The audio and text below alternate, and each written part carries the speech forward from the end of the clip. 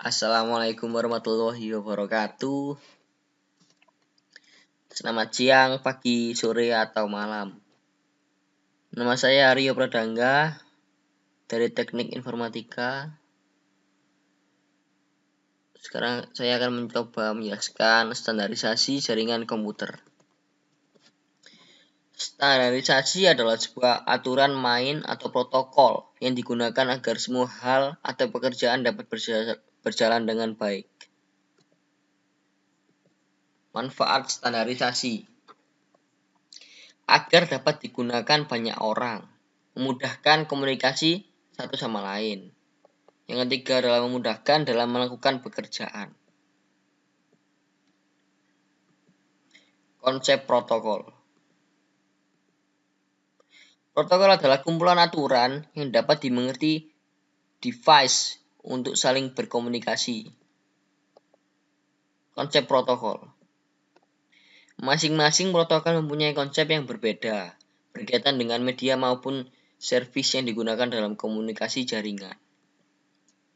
Suatu protokol dapat berjalan di semua peralatan di dalam jaringan berkaitan dengan perbedaan media satu dengan yang lainnya. Contoh protokol. TCP/IP, protokol umum yang digunakan dalam komunikasi pada internet. IPX/SPX, protokol yang digunakan untuk novel. NetBEUI, protokol yang digunakan untuk Microsoft. OSI, Open System Interconnection. Model OSI. OSI terdiri dari 7 layer. Layer ketujuh adalah application layer. Merupakan layer di mana terjadi interaksi antar muka user dengan aplikasi yang bekerja menggunakan fungsionalitas jaringan. Melakukan pengaturan bagaimana aplikasi bekerja menggunakan resource jaringan. Untuk kemudian memberikan pesan ketika terjadi kesalahan. Contohnya ada di bawahnya HTTP, FTP, SMTP, dan lain-lain. Layer 6 Presentation Layer. Layer ini bekerja dengan mentranslasikan format data yang hendak ditransmisikan oleh aplikasi melalui jaringan ke dalam format yang bisa ditransmisikan oleh jaringan. Pada layer ini juga data akan dienkripsi atau dideskripsi. Contohnya ada MIME, SSL, TLS, dan lain-lain. Berikutnya adalah layer 5, Session Layer. Layer ini menangani pembentukan dan pemeliharaan koneksi dalam sistem. Dalam layer ini terjadi negosiasi koneksi, mengatur, memelihara, dan memastikan sinkronisasi pertukaran informasi dalam jaringan dari kedua sisi. Contoh, pembentukan session pada TCP, dan lain-lain. Layer keempat, Transport Layer.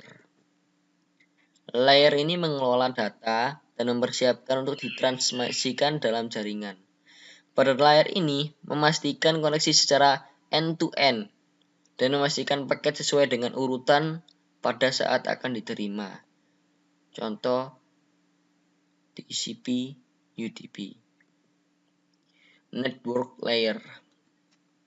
Layer ini menangani skema pengalamatan jaringan dan konektivitas segmen jaringan.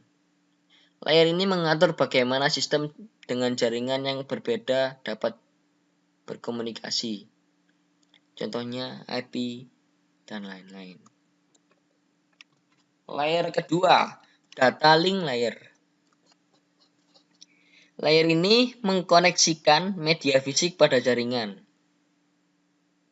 kabel, sinyal, listrik, dengan media abstrak, paket, dan data stream. Pada layer ini terjadi pengalamatan perangkat keras, MAC address, flow control, dan menentukan bagaimana perangkat jaringan dan beroperasi. Contohnya point-to-point protocol, P2P. Layer yang satu,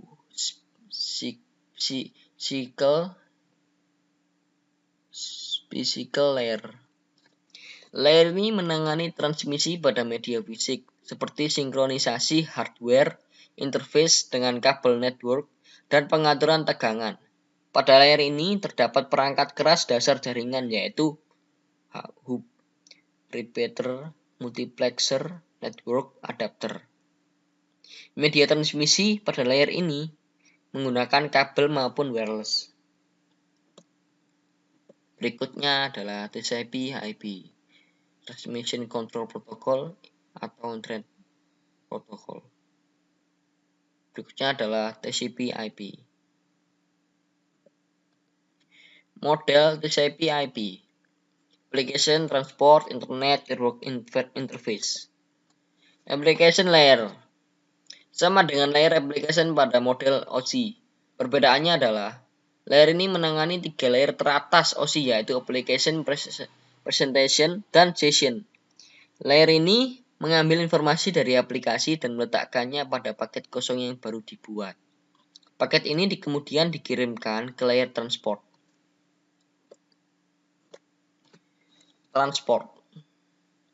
Fungsi layer ini sama seperti transport layer pada OSI. Layer ini menerima paket yang dikirimkan oleh layer application. Paket ini kemudian diberi header yang berisi semua informasi yang harus dilakukan terhadap paket oleh layer transport penerima. Internet. Fungsi layer ini sama dengan layer network pada OSI. Layer ini juga menambahkan header di depan paket seperti layer transport. Header ini berisi informasi untuk layer internet penerima. Setelah header terpasang, paket dikirimkan ke layer network interface. Network interface. Pada layer 1 dan 2, ke-1 dan ke-2 OSI, ditangani oleh layer 1 TCP/IP, yaitu network interface. Layer ini memberikan headernya sendiri pada tiap paket. Header inilah yang akan membantu router dan gateway dalam melakukan pengiriman paket kepada tujuan. Jika semua header telah terpasang, kemudian paket dikirimkan ke tujuan. TCP dan UDP. Transmission Control Protocol adalah salah satu jenis protokol yang memungkinkan sekumpulan komputer untuk berkomunikasi dan bertukar data di dalam satu jaringan. TCP mempunyai karakteristik sebagai protokol yang berorientasi koneksi, connection oriented. Protokol TCP menggunakan jalur data full duplex, yang berarti antara kedua host terdapat 2 buah jalur masuk dan jalur keluar, sehingga data dapat dikirimkan secara simultan. UDP, User Data Protocol. Jenis protokol internet yang memungkinkan sebuah perangkat lunak pada komputer bisa mengirimkan pesan ke komputer lain melalui jaringan tanpa perlu ada komunikasi awal. Komputer yang digunakan UDP bisa berkomunikasi antar komputer tanpa perlu ada koneksi antar komputer menjadi host. UDP merupakan jenis protokol yang memiliki karakteristik connectionless atau tidak berbasis koneksi. Proses transmisi data UDP dilakukan dalam bentuk datagram, yang memungkinkan data yang diterima bisa mengalami kerusakan dan tidak turut. Alhamdulillah, terima kasih. Semoga cukup membantu presentasi dari saya, informasinya. Wassalamualaikum warahmatullahi wabarakatuh.